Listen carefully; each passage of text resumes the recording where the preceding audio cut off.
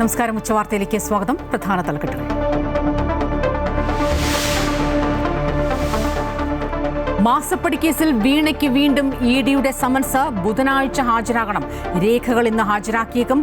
ശശിധരൻ കർത്തയുടെ മകൻ ഉൾപ്പെടെയുള്ളവരെ ഇഡി തിങ്കളാഴ്ച ചോദ്യം ചെയ്യും.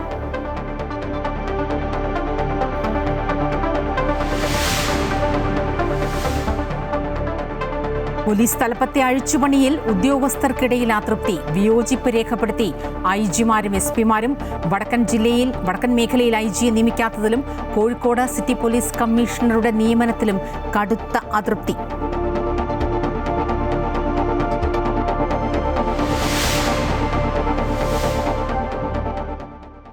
ഇന്ത്യൻ ഷൂട്ടിംഗ് വിസ്മയം ജസ്പാൽ റാണ അന്തരിച്ചു. അന്ത്യം ദില്ലിയിലെ ആശുപത്രിയിൽ. നഷ്ടമായത് അർജുന, പത്മശ്രീ പുരസ്കാരങ്ങൾ നൽകി രാജ്യം ആദരിച്ച കായിക പ്രതിഭയെ.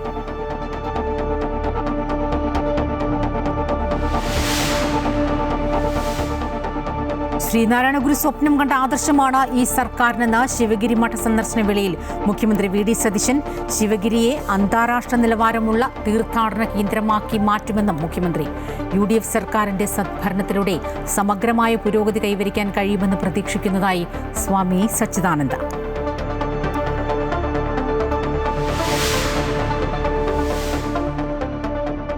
കാട്ടാന ആക്രമണത്തിൽ കൊല്ലപ്പെട്ട ആദിവാസിയുടെ കുടുംബത്തിന് ലഭിച്ച നഷ്ടപരിഹാര തുക തട്ടിയെടുത്തുവെന്ന് പരാതി.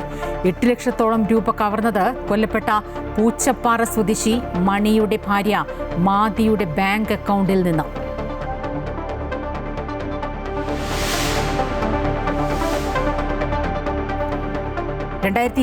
ലോകകപ്പിലെ ആദ്യ ജയം ആതിഥേയരായ മെക്സിക്കോയ്ക്ക്. ദക്ഷിണാഫ്രിക്കയെ തകർത്തത് എതിരില്ലാത്ത 2 ഗോളുകൾക്ക്. 2-1 ചെക്ക് റിപ്പബ്ലിക്കിനെ തകർത്ത ദക്ഷിണ കൊറിയ. കാനഡയും ബോസ്നിയയും തമ്മിലുള്ള മത്സരം രാത്രി 12:30. മാസപ്പടി കേസിൽ വീണയ്ക്ക് വീണ്ടും ഇഡിയുടെ സമൻസ്. ബുധനാഴ്ച കൊച്ചി ഓഫീസിൽ ഹാജരാകണമെന്ന് അറിയിച്ചാണ് സമൻസ്. ഇന്ന് ഹാജരാകാൻ നേരത്തെ ഇഡി സമൻസ് അയച്ചിരുന്നുവെങ്കിലും വീണ സമയം നീട്ടി ചോദിച്ചിരുന്നു. കരിമണൽ കമ്പനിയുമായി നടന്ന സാമ്പത്തിക ഇടപാടിന്റെ രേഖകൾ ഹാജരാക്കാനും വീണയോട് നിർദ്ദേശിച്ചിട്ടുണ്ട്. മാസപ്പടി കേസിൽ ഇത് 2ാം തവണയാണ് പ്രതിപക്ഷ നേതാവ് പിണറായി വിജയന്റെ മകൾ ടി വീണയ്ക്ക് ഇഡി സമൻസ് അയക്കുന്നത്. ബുധനാഴ്ച കൊച്ചി ഇഡി ഓഫീസിൽ വീണ ഹാജരാകണം. ഇന്ന് ഹാജരാകാൻ നിർദ്ദേശിച്ച് ആദ്യം സമൻസ് അയച്ചിരുന്നുവെങ്കിലും വീണ അവധി അപേക്ഷ നൽകുകയായിരുന്നു. ആരോഗ്യ പ്രശ്നങ്ങൾ കാരണം ഹാജരാകാൻ കഴിയില്ലെന്നായിരുന്നു വീണയുടെ വിശദീകരണം. ഇഡി ആവശ്യപ്പെട്ട രേഖകൾ അഭിഭാഷകൻ മുഖേന ഇഡിക്ക് മുന്നിൽ ഹാജരാക്കാമെന്നും വീണ അറിയിച്ചിരുന്നു. തുടർന്നാണ് വീണയ്ക്ക് വീണ്ടും സമൻസ് അയക്കാൻ ഇഡി തീരുമാനിച്ചത്. വീണയെ നേരിട്ട് ചോദ്യം ചെയ്യണമെന്ന നിലപാടിലാണ് ഇഡി. വീണയെ ചോദ്യം ചെയ്തതിന് ശേഷമാകും മറ്റുള്ളവരിലേക്കും ചോദ്യം ചെയ്യൽ നീളുക. കരിമണൽ കമ്പനിയിൽ നിന്നും എന്തിന് പണം കൈപ്പറ്റിയെന്ന് വ്യക്തമാക്കുന്ന രേഖകളടക്കമുള്ളവയാണ് വീണയോട് ഇഡി ഹാജരാക്കാൻ ആവശ്യപ്പെട്ടിട്ടുള്ളത്. 2016 മുതൽ 2021 വരെയുള്ള കാലയളവിൽ വീണയുടെ ഉടമസ്ഥതയിലുള്ള എക്സാലോജിക് കമ്പനിക്ക് CMRൽ നിന്നും 2.78 കോടി രൂപ ലഭിച്ചതായി ഇഡി കണ്ടെത്തിയിരുന്നു. അമൃത ന്യൂസ്, കൊച്ചി. വർക്കല ശിവഗിരി മഠത്തിൽ സന്ദർശനം നടത്തിയ മുഖ്യമന്ത്രി വി ഡി സതീശൻ. ഗുരുസമാധിയിൽ പുഷ്പാർച്ചന നടത്തിയ അദ്ദേഹം ഗുരുദേവന്റെ ദർശനങ്ങളാണ് സർക്കാർ പിന്തുടരുന്നതെന്നും ശിവഗിരിയെ അന്താരാഷ്ട്ര തീർത്ഥാടന കേന്ദ്രമാക്കുമെന്നും അറിയിച്ചു. രാവിലെ മഠത്തിലെത്തിയ മുഖ്യമന്ത്രി വി ഡി സതീശനെ ശിവഗിരി ധർമ്മസംഘം ട്രസ്റ്റ് പ്രസിഡന്റ് സ്വാമി സച്ചിദാനന്ദയുടെ നേതൃത്വത്തിൽ സ്വീകരിച്ചു. ഗസ്റ്റ് ഹൌസിൽ 15 മിനിറ്റ് നീണ്ട ചർച്ചയ്ക്ക് ശേഷം മുഖ്യമന്ത്രി ഗുരുസമാധിയിലെത്തി പുഷ്പാർച്ചന നടത്തി. ആദർശനിഷ്ഠ രാഷ്ട്രീയത്തിന്റെ നിറകുടമായാണ് മുഖ്യമന്ത്രി വി ഡി സതീശനെ ജനങ്ങൾ കാണുന്നതെന്ന് ട്രസ്റ്റ് പ്രസിഡന്റ് സ്വാമി സച്ചിദാനന്ദ പറഞ്ഞു. അദ്ദേഹത്തിന്റെ സദ്ഭരണത്തിലൂടെ രാജ്യത്തിന് സമഗ്രമായ പുരോഗതി കൈവരിക്കാൻ കഴിയുമെന്നും സ്വാമി പറഞ്ഞു. ആദർശനിഷ്ഠമായ രാഷ്ട്രീയത്തിന്റെ നിറകുടമായിട്ടാണ് ശ്രീ വി ഡി സതീശനെ കേരളീയ ജനത കാണുന്നത്. അദ്ദേഹത്തിലൂടെ ഒരു വലിയ സദ്ഭരണം ഇവിടെ ഉണ്ടായി നമ്മുടെ രാജ്യത്തിന് സമഗ്രമായ പുരോഗതി കൈവരിക്കുവാൻ സാധിക്കുമെന്നുള്ള വിശ്വാസമാണ് നമ്മുടെ ജനതയ്ക്കുള്ളത്. ജാതി മത കക്ഷി രാഷ്ട്രീയ ഭേദചിന്തകൾക്ക് അതീതമായി അദ്ദേഹത്തിന് പ്രവർത്തിക്കുവാനും ഒരു സോദരത്വേന വാഴുന്ന മാതൃകാ സ്ഥാനത്തെ സൃഷ്ടിച്ചെടുക്കുവാനും എല്ലാവിധമായ അനുഗ്രഹവും ജഗദീശ്വരൻ പ്രദാനം ചെയ്യട്ടെ എന്ന് പ്രാർത്ഥിച്ച് കേരളത്തിൽ സൗമ്യമായ ഭാഷണം കൊണ്ട് കൊടുങ്കാറ്റ് സൃഷ്ടിച്ച് സാമൂഹിക രംഗങ്ങളിൽ പരിവർത്തനമുണ്ടാക്കിയ വ്യക്തിയാണ് ശ്രീനാരായണ ഗുരുവെന്ന് മുഖ്യമന്ത്രി വി ഡി സതീശൻ അനുസ്മരിച്ചു. ഗുരു സ്വപ്നം കണ്ട ആദർശമാണ് ഈ സർക്കാരിനുമുള്ളത്. ശിവഗിരിയെ അന്താരാഷ്ട്ര നിലവാരമുള്ള തീർത്ഥാടന കേന്ദ്രമാക്കി മാറ്റുമെന്നും മുഖ്യമന്ത്രി കൂട്ടിച്ചേർത്തു. ശിവഗിരി എന്ന് പറയുന്നത് ഗുരുദേവന്റെ സാമീപ്യം കൊണ്ടും സാന്നിധ്യം കൊണ്ടും പവിത്രമായി മാറിയ ഒരു സ്ഥലമാണ്. കേരളത്തിലെ ഏറ്റവും പ്രശസ്തമായ ഒരു തീർത്ഥാടന കേന്ദ്രമാണ്. ഇത് ഒരു അന്താരാഷ്ട്ര നിലവാരത്തിലുള്ള തീർത്ഥാടന കേന്ദ്രമാക്കി മാറ്റാനുള്ള എല്ലാ സഹായവും സർക്കാരിന്റെ ഭാഗത്തു നിന്നുണ്ടാവും. ശിവഗിരി തുരുത്തുഭാഗത്തെ മണലിപ്പ് തടയാൻ കോൺക്രീറ്റിംഗ് നടത്തി 6 ഏക്കർ സ്ഥലം വികസന പ്രവർത്തനങ്ങൾക്ക് ലഭ്യമാക്കണമെന്നും ദൈവദശകത്തിന്റെ 3 പദ്യം കേരള പ്രാർത്ഥനാ ഗാനമാക്കണമെന്നും മുഖ്യമന്ത്രിയുമായുള്ള ചർച്ചയിൽ ആവശ്യപ്പെട്ടതായി സ്വാമി സച്ചിദാനന്ദ പറഞ്ഞു. Amrita news, Thiruvananthapuram. Indian shooting ഇതിഹാസം ജസ്പാൽ റാണ അന്തരിച്ചു. ഡൽഹിയിലെ ആശുപത്രിയിലായിരുന്നു അന്ത്യം. ഏഷ്യൻ ഗെയിംസ് ഉൾപ്പെടെയുള്ള മത്സരങ്ങളിൽ സ്വർണ്ണ മെഡലുകൾ കരസ്ഥമാക്കിയ ജസ്പാൽ റാണയെ രാജ്യം ദ്രോണാചാര്യ, പത്മശ്രീ, അർജുന പുരസ്കാരങ്ങൾ നൽകി ആദരിച്ചിട്ടുണ്ട്. ഷൂട്ടിംഗ് മേഖലയിൽ ഇന്ത്യയുടെ മെഡൽ നേട്ടങ്ങൾക്ക് തുടക്കം കുറിച്ച ഇതിഹാസ കായിക താരം ജസ്പാൽ റാണ വിടവാങ്ങി. 49 വയസ്സായിരുന്നു. മ്യൂണിക് ലോകകപ്പ് കഴിഞ്ഞ് മടങ്ങുന്നതിനിടെ ജസ്പാലിന് നെഞ്ചുവേദന അനുഭവപ്പെട്ടിരുന്നു. ഡൽഹിയിലെത്തി ചികിത്സ തുടരുന്നതിനിടയിലാണ് അന്ത്യം സംഭവിച്ചത്. 1994 ഹിരോഷിമ ഏഷ്യൻ ഗെയിംസിൽ ഷൂട്ടിംഗിൽ സ്വർണ്ണ മെഡൽ നേടിക്കൊണ്ടായിരുന്നു ജസ്പാൽ റാണ രാജ്യത്തിന്റെ ശ്രദ്ധ പിടിച്ചുപറ്റിയത്. പിന്നീട് വിവിധ അന്താരാഷ്ട്ര മത്സരങ്ങളിൽ അദ്ദേഹം ഇന്ത്യയുടെ അഭിമാനമുയർത്തി. ഏഷ്യൻ ഗെയിംസിൽ സ്വർണ്ണ മെഡൽ നേടിയ ആദ്യ ഇന്ത്യൻ താരമാണ് ജസ്പാൽ റാണ. കോമൺവെൽത്ത് ഗെയിംസിൽ ഏറ്റവും കൂടുതൽ മെഡൽ നേടിയ ഇന്ത്യൻ താരവും ജസ്പാലാണ്. 4 സീസണുകളിലായി 9 സ്വർണ്ണമടക്കം 15 മെഡലാണ് ജസ്പാൽ റാണയുടെ നേട്ടം. മനു ഭാക്കർ ഉൾപ്പെടെ കായിക താരങ്ങളുടെ മെഡൽ നേട്ടത്തിന് പിന്നിൽ പരിശീലകനായും ജസ്പാൽ തിളങ്ങി. 1994 അർജുന അവാർഡ്, 97 പത്മശ്രീ, 2020 ദ്രോണാചാര്യ അവാർഡ് നൽകി രാജ്യം ജസ്പാൽ റാണയെ ആദരിച്ചു. അമൃത ന്യൂസ്, ന്യൂഡൽഹി. സംസ്ഥാനത്ത് IAS പിന്നാലെ പോലീസ് തലപ്പത്തും അടിമുടി മാറ്റം. പി വിജയനെ ക്രമസമാധാന ചുമതലയുള്ള ADGP-ആയി നിയമിച്ചു. ക്രമസമാധാന ചുമതലയിലുണ്ടായിരുന്ന H വെങ്കടേഷിനെ ക്രൈംബ്രാഞ്ച് മേധാവിയാക്കി മാറ്റി. പോലീസ് ആസ്ഥാന ADGP-ആയിരുന്ന S ശ്രീജിത്താണ് പുതിയ ജയിൽ മേധാവി. ജയിൽ ADGP-ആയിരുന്ന ബൽറാം കുമാർ ഉപാധ്യായാണ് ഇനി ബറ്റാലിയൻ ADGP. പുതിയ ഇന്റലിജൻസ് മേധാവിയായി ദിനേന്ദ്ര കശ്യപിനെയും എറണാകുളം റേഞ്ച് DIG-ആയി യതീഷ് ചന്ദ്രയെയും നിയമിച്ചിട്ടുണ്ട്. അതേസമയം പോലീസ് തലപ്പത്തെ സ്ഥലമാറ്റത്തിൽ ഉദ്യോഗസ്ഥർക്കിടയിൽ കടുത്ത അതൃപ്തിയാണ്. IG-മാരും SP-മാരും വിയോജിപ്പ് രേഖപ്പെടുത്തി. വടക്കൻ മേഖലയിൽ IG-യെ നിയമിച്ചിട്ടില്ല. കോഴിക്കോട് സിറ്റി പോലീസ് കമ്മീഷണറുടെ നിയമനത്തിലും ഉദ്യോഗസ്ഥർ അതൃപ്തി രേഖപ്പെടുത്തിയിട്ടുണ്ട്. KSRTC-യിലെ സ്ത്രീകളുടെ സൗജന്യ യാത്ര തിങ്കളാഴ്ച രാവിലെ 8:30 തമ്പാനൂരിൽ നിന്ന് ഉദ്ഘാടന ബസ് ആരംഭിക്കുമെന്ന് ഗതാഗത മന്ത്രി CP ജോൺ. മുഖ്യമന്ത്രി VD സതീശൻ ഉദ്ഘാടനം ചെയ്യും. ബസ്സിലെ ഡ്രൈവറും കണ്ടക്ടറും വനിതകളായിരിക്കും. എല്ലാ സ്ത്രീകൾക്കും 0 ടിക്കറ്റ് നൽകും. സൗജന്യ യാത്രയുടെ ബാധ്യത KSRTC-യുടെ ചുമതലയിൽ വരില്ലെന്നും ഗതാഗത മന്ത്രി വ്യക്തമാക്കി. ഇപ്പോൾ 3125 ബസ്സുകളാണ് നമ്മുടെ ഓർഡിനറി ബസ്സുകൾ നമ്മുടെ കയ്യിലുള്ളത്.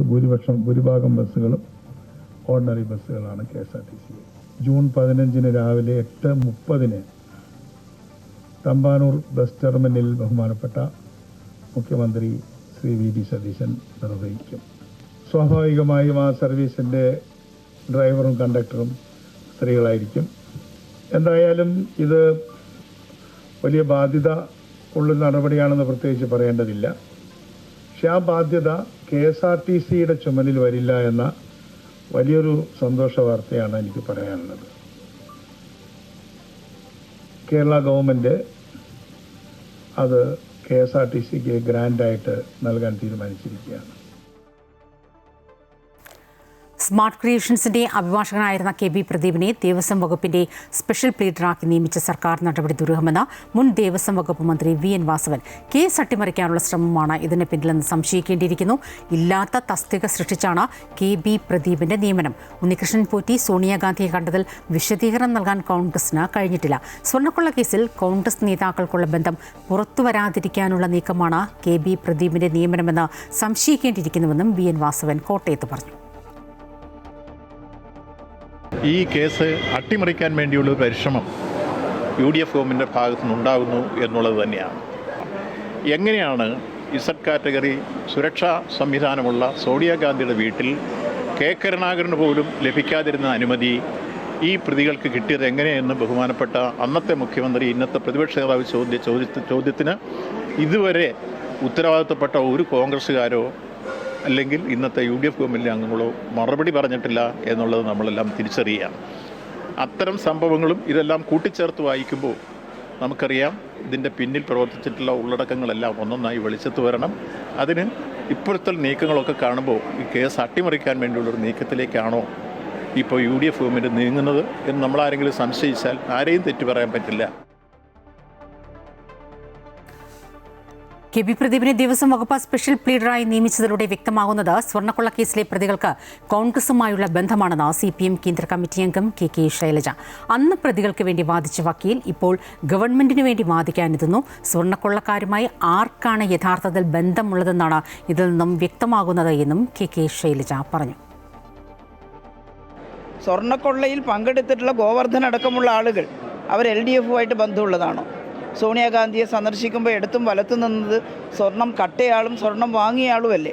അതെല്ലാം ഞങ്ങൾ പറഞ്ഞു. പക്ഷേ വലിയ വൻകിട മാധ്യമങ്ങൾ നിങ്ങളടക്കം വലിയ പ്രചാരം കൊടുത്തത് സ്വർണം കട്ടവർ ആരപ്പ, സഖാക്കളാണ് അയ്യപ്പ എന്നുള്ള ആ ഉണ്ടാക്കിയിട്ടുള്ള ക്രിയേഷൻ ആണ്, നറേറ്റീവിനാണ് നിങ്ങൾ ഒരുപാട് ആളുകൾ അതിന് പ്രാധാന്യം കൊടുത്തത്. പ്രതികൾക്ക് വേണ്ടി വാദിച്ച വക്കീൽ ദേവസ്വത്തിൻ്റെ അഡ്വക്കറ്റായിട്ട് ഗവൺമെൻറ് തിരഞ്ഞെടുത്തിരിക്കുകയാണോ?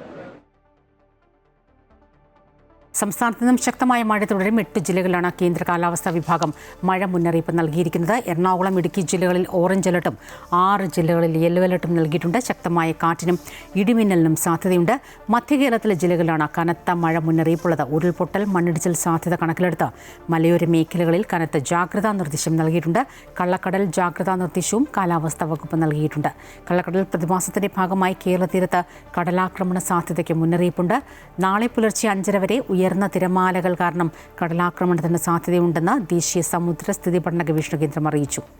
കടലാക്രമണത്തിന് സാധ്യതയുള്ളതിനാൽ മത്സ്യത്തൊഴിലാളികളും തീരദേശവാസികളും ജാഗ്രത പാലിക്കണമെന്ന നിർദ്ദേശവുമുണ്ട്. കോഴിക്കോട് നിപ സ്ഥിരീകരിച്ച 43-കാരൻ്റെ ആരോഗ്യനില ഗുരുതരമായി തുടരുന്നു. രോഗി മെഡിക്കൽ കോളേജിലെ വെന്റിലേറ്ററിലാണ്. രോഗിയുമായി സമ്പർക്കം പുലർത്തിയ 15 പേർ ക്വാറന്റൈനിലാണ്. രോഗിയുടെ റൂട്ട് മാപ്പ് പുറത്തുവിട്ടിട്ടുണ്ട്.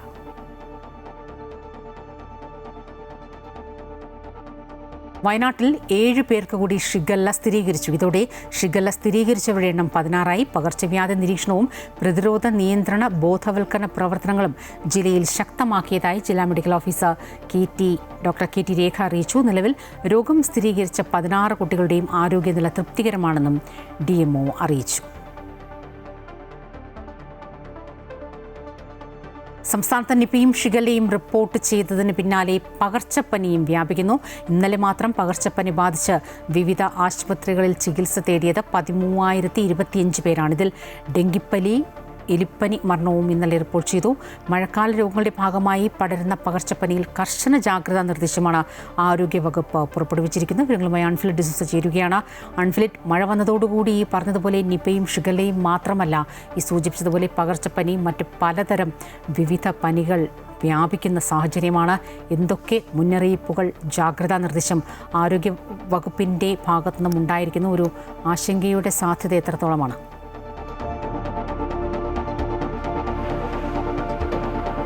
തീർച്ചയായും സ്വപ്ന, നിപ്പ കോഴിക്കോട് സ്ഥിരീകരിച്ചു, അല്ലെങ്കിൽ നിപ്പ രോഗി ഗുരുതരമായി തുടരുന്നൊരു സാഹചര്യം, നിപ്പയോടൊപ്പം തന്നെ ഷിഗല്ല പടരുന്നൊരു സാഹചര്യം, ഷിഗല്ലയിൽ പോലും മരണം റിപ്പോർട്ട് ചെയ്യപ്പെടുന്നൊരു സാഹചര്യം. അപ്പോൾ ഈ നിപ്പയും ഷിഗല്ലയും എന്നതിനപ്പുറത്തേക്ക് മറ്റു പകർച്ചവ്യാധികളും തന്നെ വലിയ രീതിയിൽ പിടിമുറുക്കിയിരിക്കുകയാണ് സംസ്ഥാനത്ത്. അതിൽ ഏറ്റവും പ്രധാനം എടുത്തു പറയേണ്ടത് എലിപ്പനി, ഡെങ്കിപ്പനിയുമാണ്.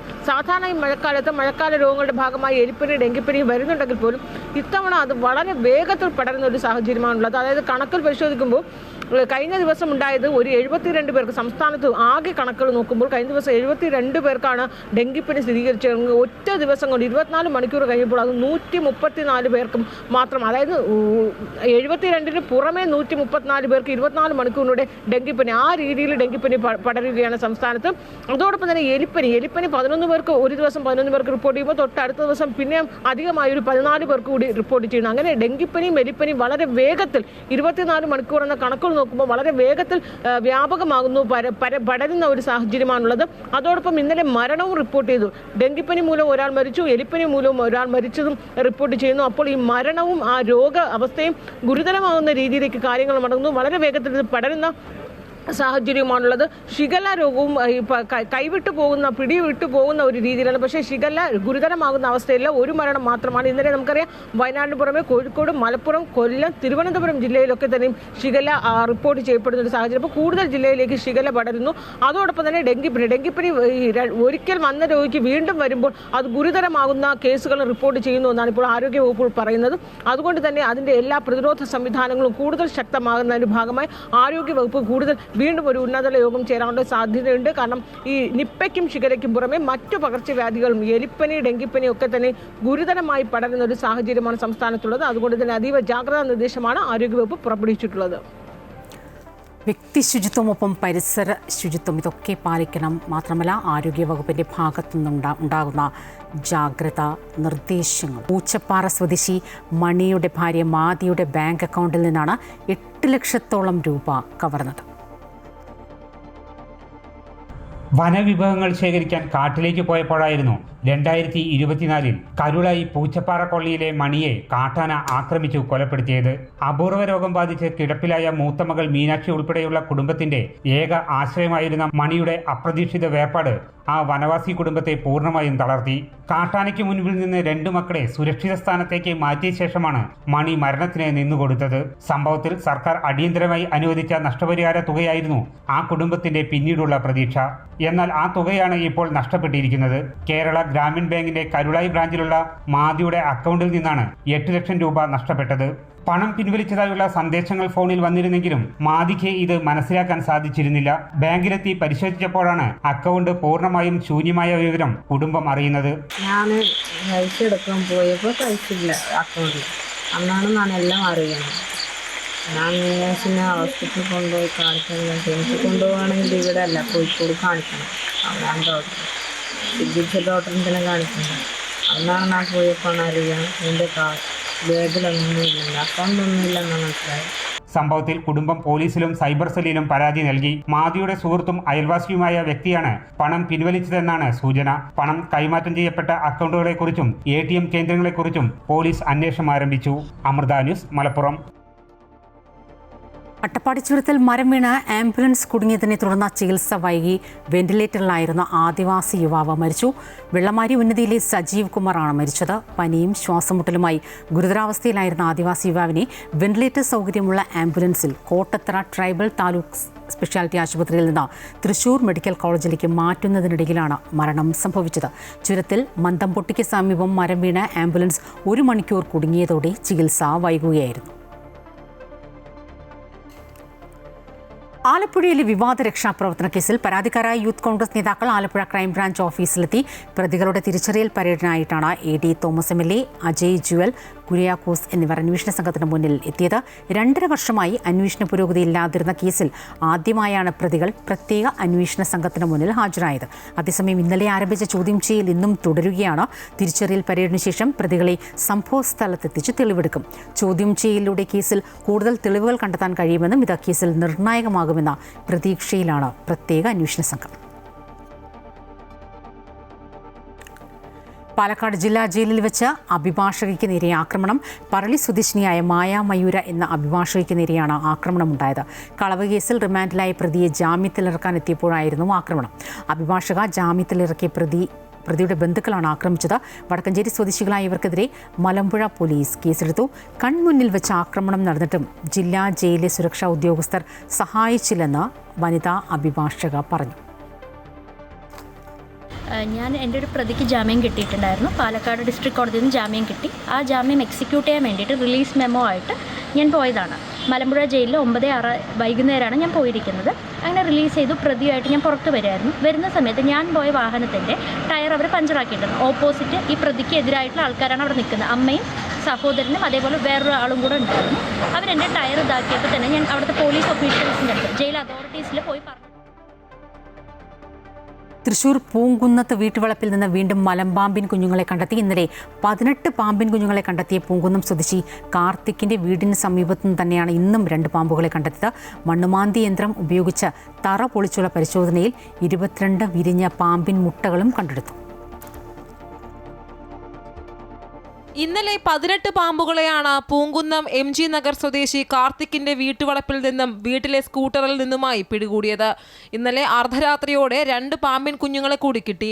ഇതോടെ കാർത്തിക്കിന്റെ വീട്ടിൽ നിന്ന് കണ്ടെത്തിയ പാമ്പുകളുടെ എണ്ണം 20ആയി. തുടർന്ന് JCB ഉപയോഗിച്ച് മതിലും തറയും തുരന്ന് നടത്തിയ പരിശോധനയിൽ വിരിഞ്ഞ 22 മലമ്പാമ്പിൻ മുട്ടകളാണ് കിട്ടിയത്. ഇന്നലെ ഒരു 18 കിട്ടിയിട്ടുണ്ടായിരുന്നു. ഇന്നിപ്പോൾ 2 എണ്ണം, അപ്പം മൊത്തം 20 എണ്ണമായി ഇപ്പോൾ കിട്ടിയിരുന്നു. ഇനിയിപ്പോൾ ഇത് പൊളിച്ച് കഴിഞ്ഞ് കഴിഞ്ഞാൽ നമുക്ക് അറിയാം ഇനി ഉണ്ടോ ഇല്ലേന്ന് അറിയാം. പക്ഷേ ഫുള്ള് അടി പൊത്തും കഴിഞ്ഞുള്ള തറയിൽ ഫുള്ളും പൊത്ത. അപ്പോൾ എവിടേക്ക് പോകണമെങ്കിൽ പാമ്പിന് പോവാം. ഇനിയിപ്പോൾ ഇത് ഈ ഭാഗം പൊളിച്ചിട്ട് നമുക്ക് നോക്കി നോക്കാം കിട്ടോ ഇല്ലേന്ന്. റിപ്പീറ്റ്. MLA രാജൻ പലനടക്കം സ്ഥലം സന്ദർശിച്ച് സ്ഥിതിഗതികൾ വിലയിരുത്തി. 2 മലമ്പാമ്പിൻ കുട്ടികൾ തൊട്ടടുത്ത തോടിലൂടെ ഒഴുകിപ്പോകുന്നത് കണ്ടെന്ന് നാട്ടുകാരും പറയുന്നു. ഇതോടെ വിരിഞ്ഞ പാമ്പിൻ കുഞ്ഞുങ്ങളെയെല്ലാം പിടികൂടാനായി എന്ന ആശ്വാസത്തിൽ തിരച്ചിൽ താൽക്കാലികമായി അവസാനിപ്പിച്ചിട്ടുണ്ട്. എങ്കിലും പൂങ്കുന്നത്തെ ജനങ്ങൾ ഇപ്പോഴും ആശങ്കയിലാണ്. Amrita news, Thrissur. Kozhikode KSRTC bus സ്റ്റാൻഡിൽ സീലിംഗ് അടർന്നു വീണ് 2 യാത്രക്കാർക്ക് പരിക്കേറ്റു. കായംകുളം സ്വദേശി മധു, മാനന്തവാടി സ്വദേശി അജിത് എന്നിവർക്കാണ് പരിക്കേറ്റത്. അതേസമയം KSRTC ടെർമിനൽ അനുയോജ്യമായല്ല നിർമ്മിച്ചത് എന്നുള്ള ആരോപണം ശക്തമാകുന്നതോടെ വിഷയം കോൺഗ്രസും ഏറ്റെടുക്കുകയാണ്. അറ്റകുറ്റപ്പണി കൊണ്ട് തീരുന്ന തകരാറാണ് ടെർമിനലിന് ഉള്ളതെന്ന് തോന്നുന്നില്ലെന്ന് K. ജയന്ത് MLA പറഞ്ഞു. കോഴിക്കോട് KSRTC ബസ് സ്റ്റാൻഡ് കെട്ടിടത്തിന്റെ അറ്റകുറ്റപ്പണികൾ നടത്തണമെന്ന ആവശ്യം ശക്തമായിരിക്കെയാണ് ഇന്ന് പുലർച്ചെയോടെ യാത്രക്കാർ ബസ് കാത്തിരിക്കുന്നയിടത്തെ ദ്രവിച്ച ജിപ്സം സീലിംഗ് അടർന്നു വീണത്. അപകടത്തിൽ കായംകുളം സ്വദേശി മധു, മാനന്തവാടി സ്വദേശി അജിത് എന്നിവർക്ക് പരിക്കേറ്റിരുന്നു. ഇവർ കസേരയിൽ ഇരിക്കുമ്പോഴായിരുന്നു അപകടം. ഇരുവർക്കും പ്രാഥമിക ചികിത്സ നൽകി. സംഭവം ഗൗരവകരമാണെന്നും ബസ് സ്റ്റാൻഡ് കെട്ടിടത്തിലെ തകരാർ അറ്റകുറ്റപ്പണികൾ കൊണ്ട് തീരുമെന്ന് തോന്നുന്നില്ലെന്നും സ്ഥലം സന്ദർശിച്ച ശേഷം Kozhikode north MLA K. Jayant പറഞ്ഞു. ഒരു വലിയ അപകടകരമായ ഒരു സാഹചര്യത്തിൽ നിന്നാണ് ആള് രക്ഷപ്പെട്ടത്. സത്യത്തിൽ വലിയൊരു പോർഷൻ വീണത് അദ്ദേഹത്തിൻ്റെ തലയിലേക്കാണ്. അത്യാവശ്യം ഞാൻ അതിൻ്റെ വെയിറ്റ് നോക്കി. അത്യാവശ്യം ആ ജിപ്സം ബോർഡാണെങ്കിലും ഈ ബിൽഡിങ്ങിൻ്റെ ഓൾമോസ്റ്റ് എല്ലാ ഇടങ്ങളും കുതിർന്നിരിക്കുക. പക്ഷേ ഏതൊരു സാധാരണക്കാരനും മനസ്സിലാവുന്ന രീതിയിൽ ഈ ബിൽഡിങ് നല്ല രീതിയിൽ ബലക്ഷ ഉണ്ടായിട്ടുണ്ട്. അത് സ്ട്രക്ചറിൽ മാത്രമല്ല എല്ലായിടത്തും ഉണ്ടായിട്ടുണ്ട്. തീർച്ചയായിട്ടും ഇത് ആളുകളുടെ ജീവന് അപകടകരമാവുന്ന രീതിയിലേക്ക് ഇത് മാറുന്നുണ്ട്. കെട്ടിടത്തിന് ബലക്ഷയമുണ്ടെന്നും അറ്റകുറ്റപ്പണി വേണമെന്നുമായിരുന്നു മദ്രാസ് ITIയിലെ വിദഗ്ധ സംഘത്തിന്റെ കണ്ടെത്തൽ. കരാർ പ്രശ്നവുമായി ബന്ധപ്പെട്ട സാങ്കേതിക തടസ്സങ്ങളും നിലനിൽക്കുന്നുണ്ട്. 2015 കോഴിക്കോട് KSRTC ടെർമിനലിന്റെ നിർമ്മാണം പൂർത്തിയാക്കിയത്. 75 കോടി രൂപ ചെലവഴിച്ചായിരുന്നു നിർമ്മാണം. Amrita news, Kozhikode. Kozhikode medical college ആശുപത്രിയിൽ ചികിത്സാ പിഴവിനെ തുടർന്ന് രോഗി മരിച്ചുവെന്ന ആരോപണത്തിൽ അന്വേഷണ സംഘത്തിന് മുന്നിൽ മൊഴി നൽകാനെത്തിയ ബന്ധുക്കൾ. വാണിമേൽ സ്വദേശി റീജിത്തിന്റെ ഭാര്യയും സഹോദരനും ഉൾപ്പെടെയുള്ളവരാണ് ആശുപത്രിയിലെത്തിയത്. ഇടത് വൃക്കയ്ക്ക് പകരം വലത് വൃക്കയ്ക്ക് ശസ്ത്രക്രിയ നടത്തിയതിനാലാണ് റീജിത്ത് മരിച്ചതെന്ന ആരോപണവുമായി ബന്ധുക്കൾ നേരത്തെ രംഗത്ത് വന്നിരുന്നു. ആരോഗ്യവകുപ്പ് മന്ത്രി 3-അംഗ സമിതിയെ അന്വേഷണത്തിനായി ചുമതലപ്പെടുത്തുകയും ചെയ്തിരുന്നു.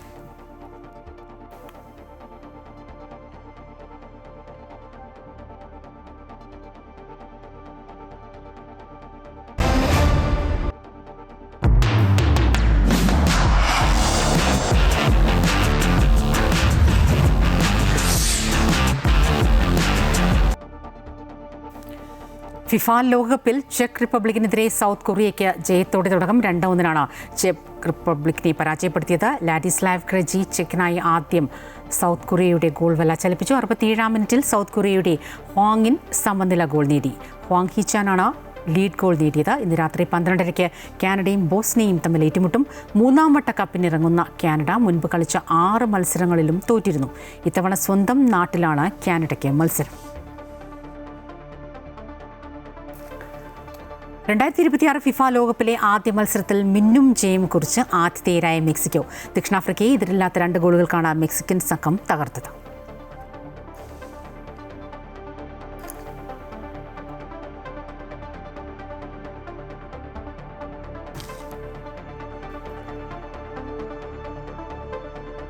റിപ്പോർട്ടോടെ ഉച്ചവാർത്ത പൂർത്തിയാവുകയാണ്. കൂടുതൽ വാർത്തകൾ അമൃത ന്യൂസ് യൂട്യൂബ് ചാനൽ തുടരും. നമസ്കാരം.